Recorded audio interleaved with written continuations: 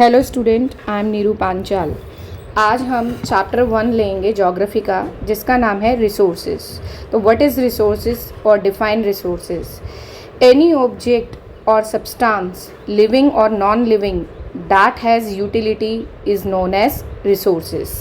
कोई भी चीज़ जो हमारे काम आती है, यानी कि जो हमारे यूज़ में आती है, जो हमारे लिए यूज़फुल है, चाहे वो लिविंग हो या नॉन लिविंग हो, तो वो हमारे लिए क्या है? Resources. All resource have some value. हर रिसोर्स की एक वैल्यू होती है। वैल्यू मीन्स वर्थ, यानी कि वो हमारे काम आने वाली चीज़ है। Some resources have economic value and some do not, but both are important and satisfy human needs. यानी हमारे पास दो तरह के रिसोर्सेज हैं यहाँ पर। एक इकोनॉमिक है, जिसकी एक वैल्यू होती है, प्राइस होता है, और वो बहुत ज़्यादा कॉस्टली भी हो सकती है। एंड सम डू नॉट, यानी कि कुछ ऐसे भी रिसोर्सेज हैं जिसकी वैल्यू प्राइस में नहीं है, ठीक है, जिसे हम सेल परचेज नहीं कर सकते। जैसे एग्जांपल है air. Some resources can become economically valuable with time. कुछ रिसोर्सेज ऐसे होते हैं जो नेचर के अंदर हैं, बट वो टाइम आने पे ही हमारे काम आते हैं। अब हम लेंगे टाइप्स ऑफ रिसोर्सेज। हमारे पास 3 तरह के रिसोर्सेज हैं: natural resources, human made resources और ह्यूमन रिसोर्सेज। उसके बाद हम डिस्कस करेंगे कंजर्विंग रिसोर्सेज। सबसे पहले हम जो डेफिनेशन लेंगे नेचुरल रिसोर्सेज की। जो पहला रिसोर्सेज आता है नेचुरल रिसोर्सेज, जो नेचर की लैब्स में एज इट इज़ हैं और जिसको हम एक्सट्रैक्ट करते हैं और अपनी यूटिलिटी के अकॉर्डिंग उसको यूज़ करते हैं। Natural resources are classified into different groups depending upon their level of development and use, origin, renewability and distribution. अब नेक्स्ट पॉइंट लेते हैं कि नेचुरल रिसोर्सेज को भी हमने 2 पार्ट्स में डिवाइड कर दिया है। पहला आता है पोटेंशियल, सेकंड आता है एक्चुअल। एक्चुअल वो रिसोर्सेज हैं जिसकी हमें क्वांटिटी पता है और वो हम यूज़ भी कर रहे हैं। और पोटेंशियल रिसोर्सेज क्या है? जिसे हमने फ्यूचर यूज़ के लिए छोड़ दिया है, उसकी क्वांटिटी हमें नहीं पता है। On the basis of level of their development and use resources can be classified into actual and potential resources. यानी सबसे पहले हमने नेचुरल रिसोर्सेज के बारे में स्टडी करा, फिर नेचुरल रिसोर्सेज भी 2 पार्ट्स में डिवाइड हो गया है, पोटेंशियल और एक्चुअल में। Potential resources are those resources whose entire quantity may not be known. हमें इसकी पूरी क्वांटिटी के बारे में कुछ नहीं पता। These are not being used at present. इसका प्रेजेंट से कोई कंसर्न नहीं है, कोई लेना देना नहीं है, बट ये हमने फ्यूचर यूज़ के लिए छोड़ दिया है। अब अगर हम बात करते हैं on the basis of origin के, पहले हमने बेसिस ऑफ डेवलपमेंट के बेस पे 2 तरह के रिसोर्सेज बताए थे, पोटेंशियल एंड एक्चुअल। अब ओरिजिन के बेस पे किस तरह के रिसोर्सेज हो सकते हैं? बायोटिक, ए बायोटिक। बायोटिक रिसोर्सेज कौन से होते हैं? जो सारे लिविंग थिंग में आते हैं। और ए बायोटिक क्या आते हैं? नॉन लिविंग में। जैसे बायोटिक में आगे हमने डक का एग्जांपल ले लिया, ट्री का ले लिया, और ए बायोटिक में हमने किसका एग्जांपल ले लिया? Chair, table, fridge. अब नेक्स्ट आता है biotic resources include all the living thing like a plant and animal, and abiotic resources are non living thing like soil, rock and mineral. तो ये यहाँ पर हमने पढ़ा नेचुरल रिसोर्सेज के बारे में। अब नेचुरल रिसोर्सेज को थोड़ा सा और इसमें डिटेल में ले लेते हैं।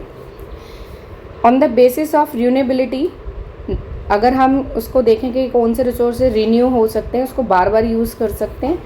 And natural resources can be categorize renewable and non renewable. जो रिसोर्सेज बार बार यूज़ हो सकते हैं, जैसे एयर, वाटर, सॉयल, उसे हम कहते हैं रिन्यूएबल। नॉन रिन्यूएबल रिसोर्सेज कैसे हो गए? जैसे पेट्रोल और कोल, एक बार अगर वो ख़त्म हो गए हमारी अर्थ पे से, तो हम उसको रीयूज़ नहीं कर सकते, काफ़ी साल लगेगा दोबारा से नए बनने के लिए। Renewable resources are those resources which get renewed और replenished quickly, such as the solar and wind energy. अगर रिन्यूएबल रिसोर्सेज के बारे में अगर फर्दर और डिस्कस करें तो हमें पता लगता है कि इसको हम बार बार यूज़ कर सकते हैं, और ये क्वांटिटी वाइज भी बहुत ज़्यादा है अर्थ पे, ठीक है। अब नेक्स्ट लेते हैं नॉन रिन्यूएबल रिसोर्सेज। ये हम बात कर रहे थे रिन्यूएबिलिटी बेस पे। तो non renewable resources are those which have the limited stock. इनका एक लिमिटेड स्टॉक है।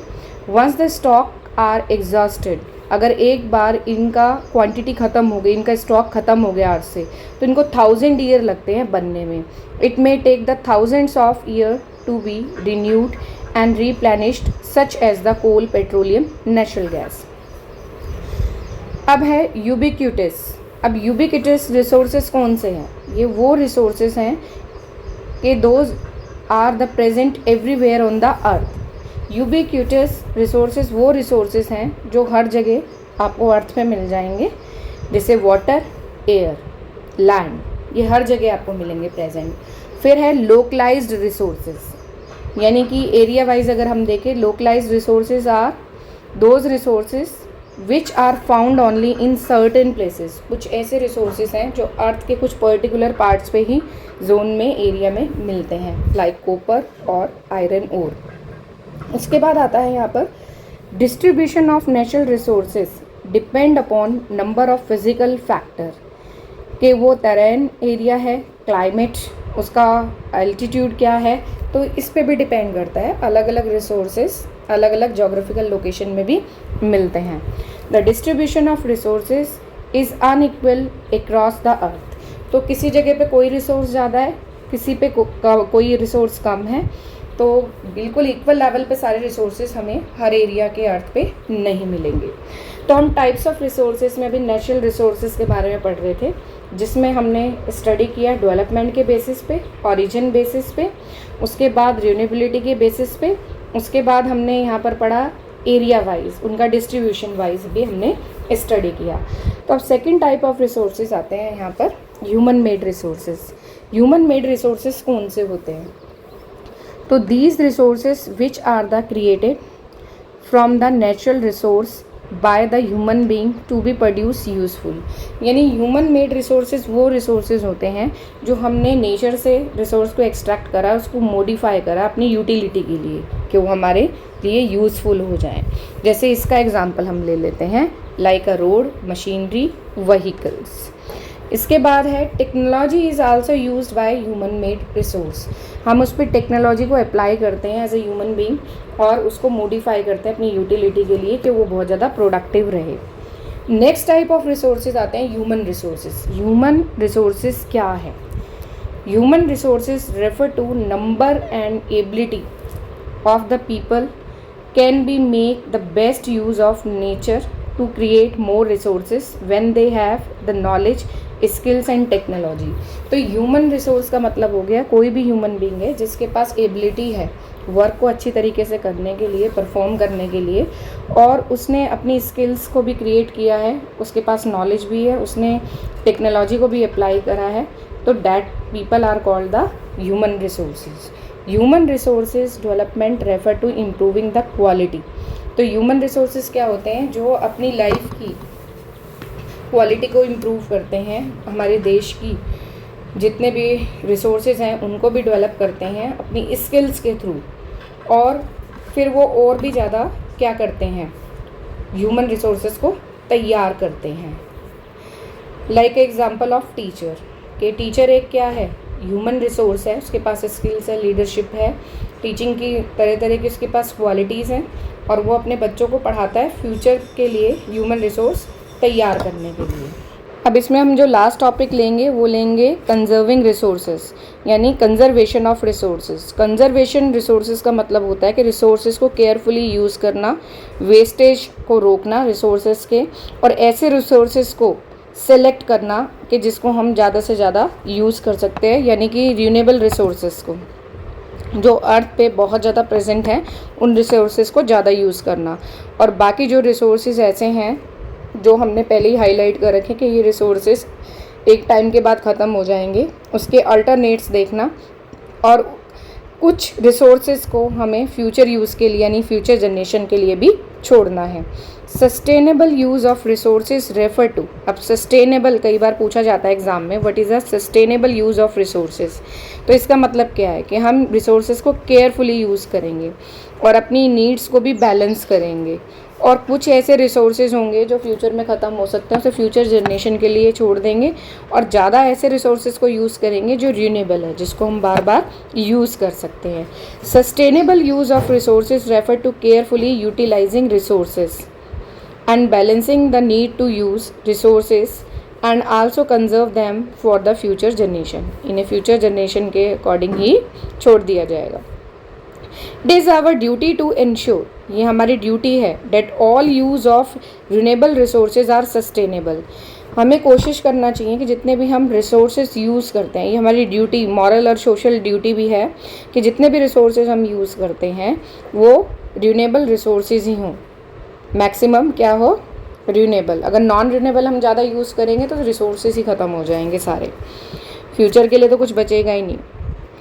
The diversity of life on the earth should be conserve. तो हमें डाइवर्सिटी को भी मेंटेन करना है, बैलेंस करना है और किसी भी चीज़ को ख़त्म नहीं करना है. अगर हम सिर्फ फिशेस का ही मीट ज़्यादा सप्लाई करेंगे तो एक टाइम ऐसा भी आएगा जब फिशेस ख़त्म हो जाएंगी. The damage to natural environment, हमें एनवायरनमेंट को भी डैमेज नहीं करना है. Environmental system should be minimized. तो बहुत सारे लोग जैसे पहाड़ों पे जाते हैं, माउंटेन एरिया में जाते हैं, तो वो क्या करते हैं, बहुत सारा जो गंद होता है, प्लास्टिक बॉटल्स वगैरह होती है, वो सब पहाड़ों के अंदर फेंक आते हैं. सारा जितना भी गंद है वो डाल आते हैं. तो उसकी वजह से क्या है कि वो जगह का जो एनवायरनमेंट है वो वहाँ पॉल्यूशन कर आते हैं. तो इस चीज़ को भी हमें समझना पड़ेगा. और जिस तरीके से हम ज़्यादा से ज़्यादा हाई टेक्नोलॉजी यूज़ कर रहे हैं और CO2 के ऊपर भी इम्पैक्ट पड़ रहा है, यानी CO2 भी इंक्रीज़ हो रही है कुछ पॉइंट्स में. उसकी वजह से क्या है, हमारे जो ग्लेशियर है मेल्ट हो रहे हैं और उससे क्या आ रही है, फ्लड आ जाती है. और जितना हमारा एयर पॉल्यूशन बढ़ रहा है उसकी वजह से एसिडिक रेनफॉल हो रही है, तरह तरह की बीमारियाँ हो रही हैं. तो उनको भी हमें रोकना है, यानी अपने नेचर को भी बचाना है. तो ये भी एक हमारी मोरल और सोशल ड्यूटी है. अब इसके कुछ क्वेश्चन आंसर ले लेते हैं side by side. Why are resources distributed unequally over the earth. तो ये क्वेश्चन बहुत ही ईजी है कि हमारी जो अर्थ है उसके ऊपर जो सारे रिसोर्सेज है वो अनइक्वल है. The distribution of resources is unequal because it depends upon a number of physical factor like climate, altitude, तो तरह तरह के लैंड, तो इस पे डिपेंड करता है कि वहाँ पर किस तरह के हमारे पास रिसोर्सेज होंगे. Which also differ very much over the earth. What is resource conservation. Resource conservation क्या होता है. रिसोर्स कंजर्वेशन का मतलब है कि हम रिसोर्सेज को केयरफुली यूज़ करेंगे और ज़्यादातर कौन से रिसोर्सेज यूज़ करेंगे, जो रीन्यू हो जाएं, और कुछ रिसोर्सेज को हम फ्यूचर यूज़ के लिए छोड़ देंगे जो हमें ऐसा लगता है कि ये कभी भी ख़त्म हो सकते हैं. तो resources conservation is a process of using resources carefully so that they could be renewed and continue to be used in the future. Why are human resources important. Human resources हमारे लिए किस लिए इम्पॉर्टेंट है. Human resources are important because they use their skills, intelligence, knowledge and help in transferring the physical material into valuable resources. तो human being अर्थ पे सबसे important किस लिए है, क्यों इम्पॉर्टेंट रिसोर्स है, क्योंकि उसके पास इंटेलिजेंसी है, टेक्नोलॉजी है, नॉलेज है और उसी को वो यूटिलाइज करके क्या करता है, अर्थ से नेचुरल रिसोर्स को मॉडिफाई करके उसको यूटिलिटी के लिए या वैल्यूएबल गुड्स में कन्वर्ट कर देता है. What is sustainable development. Sustainable development क्या है. Sustainable development is the concept of balancing the need to use resources as well as to conserve them for the future generation. तो sustainable development का मतलब है कि हम सब अपनी नीड्स को बैलेंस करके चलेंगे. अगर हमने अपनी नीड्स को बैलेंस कर लिया तो बहुत सारे रिसोर्सेज बच जाएंगे, सेव हो जाएंगे फ्यूचर जनरेशन के लिए, यानी फ्यूचर यूज़ के लिए. इसी का मतलब है सस्टेनेबल डेवलपमेंट. अब इसके साथ हम एक और क्वेश्चन ले लेते हैं, काफ़ी बार एग्ज़ाम में पूछा जाता है. Differentiate between the following. तो पहला है पोटेंशियल एंड एक्चुअल रिसोर्सेज. जैसे मैंने आपको इसी लेक्चर में बताया है कि पोटेंशियल रिसोर्सेज वो रिसोर्सेज होते हैं जिसकी क्वांटिटी का हमें कोई एस्टिमेट नहीं है कि वो अर्थ पे कितनी क्वांटिटी में प्रेजेंट है, ना ही हम उसको यूज़ करते हैं. वो फ्यूचर यूज़ के लिए हमारे लिए रखा हुआ है सारा रिसोर्सेज। और एक्चुअल रिसोर्सेज क्या होते हैं, जिसकी एक्चुअल में हमें क्वांटिटी पता है, जो हम यूज़ कर रहे हैं प्रेजेंट टाइम पे। और पोटेंशियल किसके लिए, फ्यूचर यूज़ के लिए। तो हम इसे स्टेप बाय स्टेप देखते हैं। Potential resources, these resources could be used in the future, ये रिसोर्सेज हम फ्यूचर के लिए ही यूज़ करेंगे। These resources are those resources whose entire quantity may not be known, ये वो रिसोर्सेज हैं जो अर्थ पे प्रेजेंट है बट हमें उसकी क्वांटिटी का कुछ नहीं पता। For example uranium found in Ladakh, तो यूरेनियम कहाँ पर है, लद्दाख के अंदर जो हमें मिला है, उसकी क्वांटिटी का हमें कोई भी एस्टिमेट नहीं है। नेक्स्ट आता है actual resources, these resources are being used in the present, ये वो रिसोर्सेज है जिन्हें हम प्रेजेंट में यूज़ कर रहे हैं। These resources are those resources whose entire quantity are known, ये ऐसी क्वांटिटी है जिसकी क्वांटिटी हमें पता है। Like coal deposits in Ruhr region of Germany, तो हमें पता है कि रूहुर के अंदर क्या है, कोल डिपॉजिट है और उसकी क्वांटिटी का भी हमें पता है। नेक्स्ट हमारा जो डिफ्रेंसिएशन था किसके बिटवीन में था, यूबिक्यूटस। यूबिक्यूटस रिसोर्सेज वो रिसोर्सेज होते हैं जो हर जगह अवेलेबल है, everywhere in the part of the world. These resources are available everywhere on the earth like the air we breathe. Next इसका पार्ट था लोकलाइज्ड रिसोर्सेज, इन्हीं दोनों के बीच में डिफ्रेंशिएट करना था। तो these resources are found only in certain places, ऐसे रिसोर्सेज जो कुछ ही प्लेसेस पे हमें मिलते हैं, date is called the localized resources.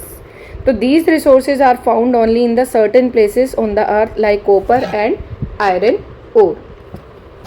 अब नेक्स्ट डेफिनेशन ले लेते हैं हम यहाँ पर, define natural resources, resources that are drawn from the nature and used without much modification are called natural resources। ऐसे resources जिसे हम अर्थ से एक्सट्रैक्ट करते हैं और उनको ज़्यादा मॉडिफाई ना करते हुए उसको यूटिलाइज कर लेते हैं, that is called the natural resources।